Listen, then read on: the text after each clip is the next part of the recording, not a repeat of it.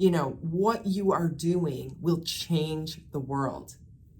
But if you can't explain to people how that's going to happen, then you're limiting the effect of this incredible discovery that you've made. So we're really encouraging people to, or especially our students, to avail themselves of things like the digital storytelling.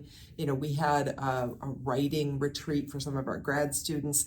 When they're doing their publications, I want everybody to understand that a big part of the science is being able to tell people what you're learning.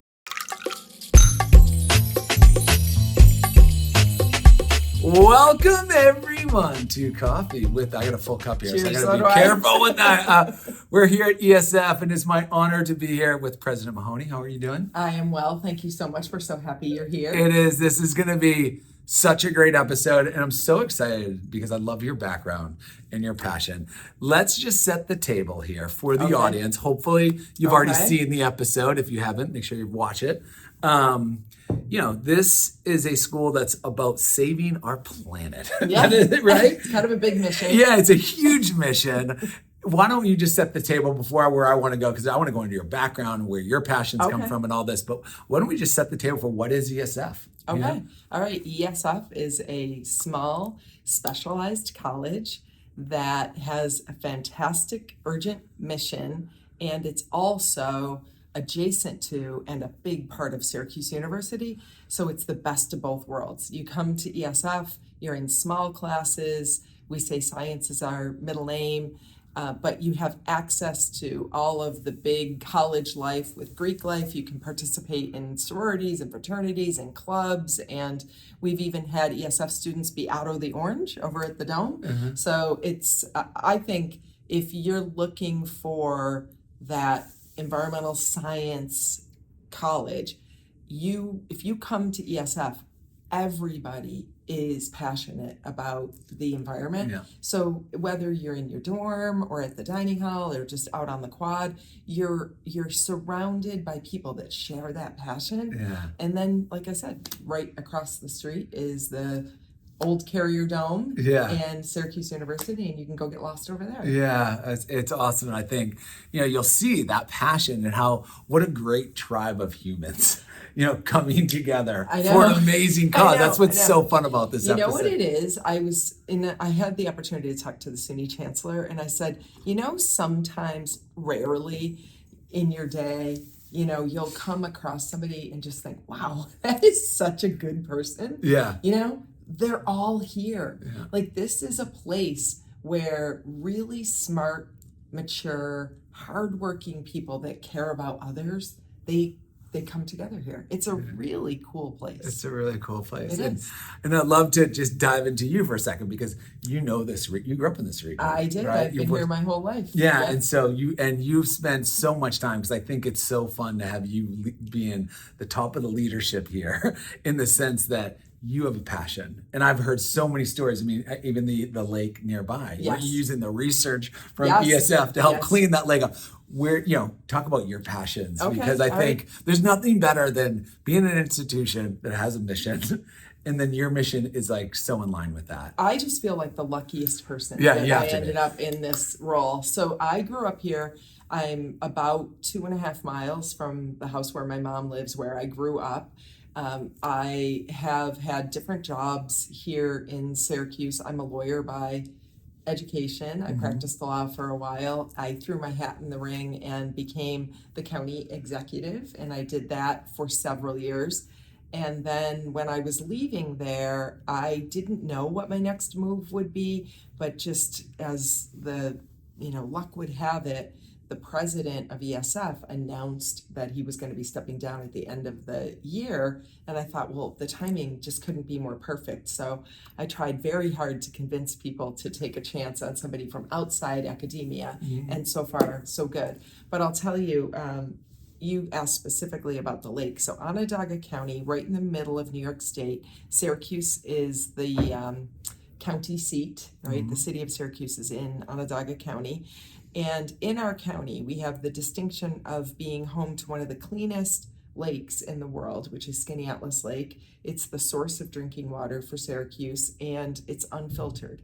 It's one of only a few municipal drinking sources where the water is unfiltered. It's part of the Finger Lakes, people probably have heard of. But then, very short distance away, in the same county, we have one of the most polluted lakes in the world. And it was 100 years of using the lake to dump industrial waste, mercury, heavy metals. And the city of Syracuse used it as part of its sewer system. I mean, it was foul. And then I'll cut the story a little short for you.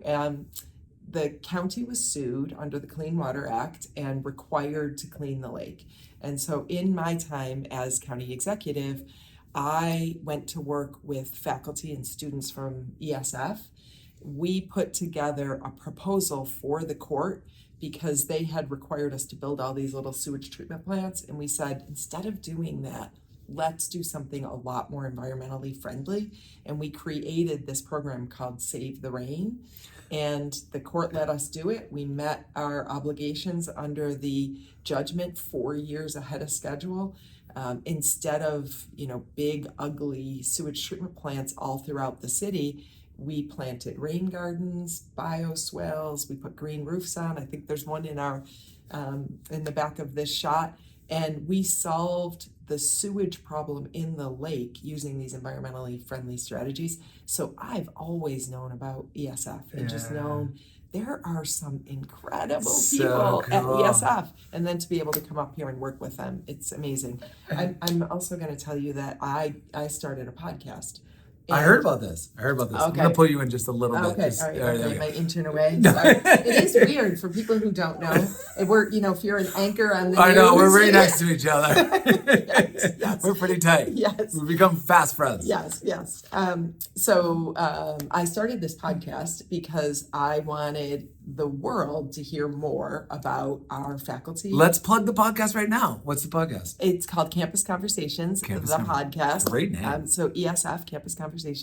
And I have been able to get these phenomenal research scientists to just sit down and tell me about the work they're doing. And I just can't believe that this gets to be my job. I know. And we both have great jobs. We do have great jobs. Yeah. I'm jealous of your I've job. added students, so you'll hear some students if you tune into the podcast. And also, some of the people that have affected our work here. So maybe I'll get you as anytime you want. Guest. Okay, good. Anytime you want. I'm going to pale in comparison to the amazing students our that are here. Our students truly are amazing.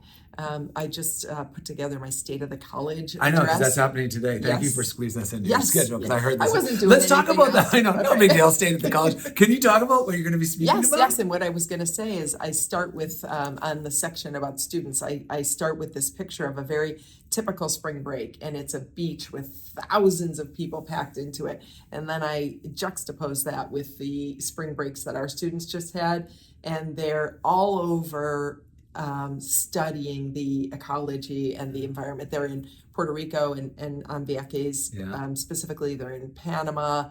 Cool. Yes, our students are in the water studying and doing these field experiences because they have time to do it. That's the kind of students we have here. They're amazing. Yeah, that is so special. One of the things that I heard from a student and people talk about, and I think I'd love you to talk about this because I think it's no, it's great because it's your lens coming in. So you have some really smart science-y and lots of ecologies, ecologies, right? Yes, you have all this, yes. And that you push them to be able to speak in layman's terms. Yes. And you just say, okay, tell me, you want to talk about that because it's so important, because you hear this a lot in engineering too, right? Where it's just sometimes it's you're so smart, but you've got to be communicate that. And your passion for teaching them, not only they're going to learn so much here in the sciences and all this technical stuff, but how do you communicate that in a way that everyone can understand you? Exactly. And I've actually called the person who runs communications after I've heard an interview with one of our faculty. So our faculty have such a deep expertise, and they'll be asked because there's something happening in the world and somebody wants to, talk to one of our faculty to explain what's happening. And those opportunities are so valuable to, further our mission, right? But if we're talking at a level that the layperson can't understand. I just don't think that we're doing our best, right? So I'll say that I've had on this podcast, I've brought faculty together with communication experts, and I've said, what you are doing will change the world. But if you can't explain to people how that's going to happen, then you're limiting the effect of this incredible discovery that you've made. So we're really encouraging people to, or especially our students, to avail themselves of things like the digital storytelling. We had a writing retreat for some of our grad students, when they're doing their publications. I want everybody to understand that a big part of the science is being able to tell people what you're learning. Telling that story. Exactly. Telling that story. And just massive kudos, because it's so important. I honestly, I have a really good friend. That's your world, and Yeah, and I have a couple of friends that were on the engineering side, and they went from being, they're going to be successful because they're smart, and y'all are, especially students here, you're smart. But the difference between successful and like, I am extremely valuable in the marketplace is both of my friends totally agree. Can explain like the science that goes into a brain stent in the back of the brain to some, a doctor that may even understand. Exactly. That you go from, okay, I have a great job and I'm smart and I can do it, to very valuable out there in the world. So kudos to you on that. That is true of our scientists, that, these students that are coming through here, they're going to be, and they already are, the alum that you will run into now that you know of SUNY ESF. But you should put a little ESF sticker on your car if you're out traveling, because everyone will stop you and say, ESF, I went to ESF, I know somebody. And they're in our national parks, they're at our agencies, they're in some of the best environmental engineering firms in the world. And I totally agree that you will double your value if you're able to translate that to people like me who went to law school. So. I want to say a couple. I know we're running out of time here, but first already? of all, we're already over 10 minutes, but we keep rolling. Okay, but I mean, sorry. first of all, I just want to say I'm a bit of a talker. No, that's what's fun about this. Thank you for opening the doors and allowing the college tour to be here and help telling this story. Fantastic. It's going to be an art we already know, but it'll be coming out shortly. The episode it's really special. Any final words? Whether it's principals, teachers, parents, and of course, prospective students out there, of any final words you want to leave them with about ESF and why come check this place out and be mine. Come step foot on the campus. Absolutely come. And I'm glad that people are going to be able to experience some of it because of the work you and your team are doing here. Thank you very much for doing that. It's especially valuable to a small college like ESF. But I can tell you that we have an incredible retention rate at ESF, and it's because when students come here, they find that they belong here, they find their tribe, to use the term you had earlier, and they love it. And our alumni are really engaged. People who come to ESF love it while they're here, and they love the connection, and they love telling you when they're out making their way in the world that the foundation to do all these great things and improve our world was built here at ESF. So please come see us. Absolutely. And when you have a mission that you're making this world and preserving our lands and our lakes and all that, it's a mission that who doesn't want to get behind, but you feel that sense. I would say, and when I'm doing my job of hosting the show and kind of like passing intros and outros to each one of the students, I would say the word community is, we talk about it more in this episode maybe than anything else, because it really is this sense of community for the students. And I think I know the episode's going to do a great job of telling that story, but I think for the audience who is watching this, it's like you really are part of a tribe here. Yeah, in a tribe made up of some of the best people you will ever meet. It's really incredible. So come by, say hello, we'll have a cup of coffee. Absolutely. Cheers. Thank you, President. This is awesome. Cheers. Cheers, everyone.